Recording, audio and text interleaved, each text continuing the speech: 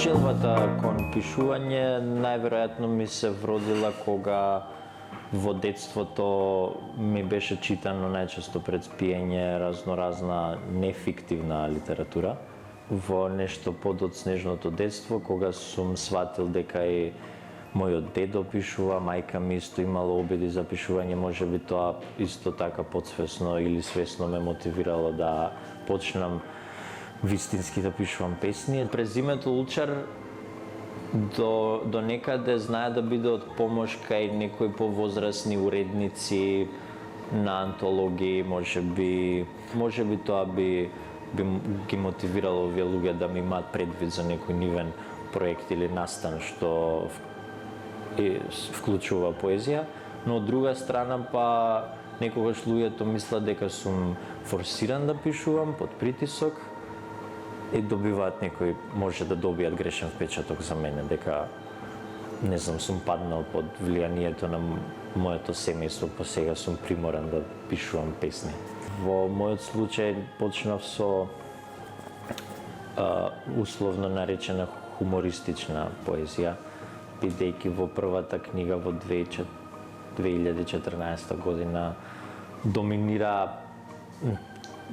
релативно ведри теми и баш некогаш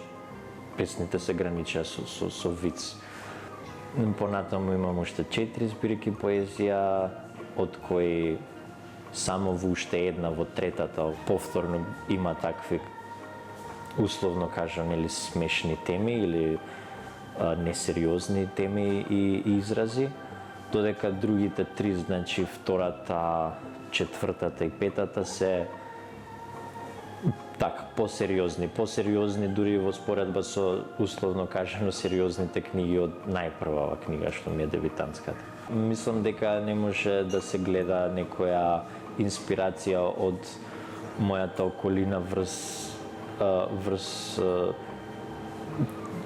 тоа што сум го пишал, посебно на тие комедијанските песни, бидејќи тие песни биле само реакција на тмурното обкружување, најчесто социополитичко, нели, некогаш и емотивно, ама повеќе за и културното тмурно обкружување, бидејќи кај нас хумористична поезија, колку што јас сум заследил, е релативно редок, ако и не сосема непостоен жанр или стил. Друштвото генерално мислам дека во минатото ги читаа повеќе, бидејќи им беше се уште ново тоа дека пишувам, им беше интересно и ми дава критики позитивни и негативни.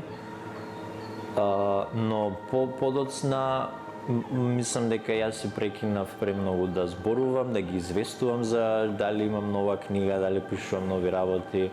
Па ако ме прочитаат ќе биде нешто подоцна, да речеме книгата од 2019 ќе ја прочитаат сега или така нешто. Сум се обидел да напишам збирка раскази и тоа е релативно готов, со тоа што не сите раскази таму се подеднакво добри, но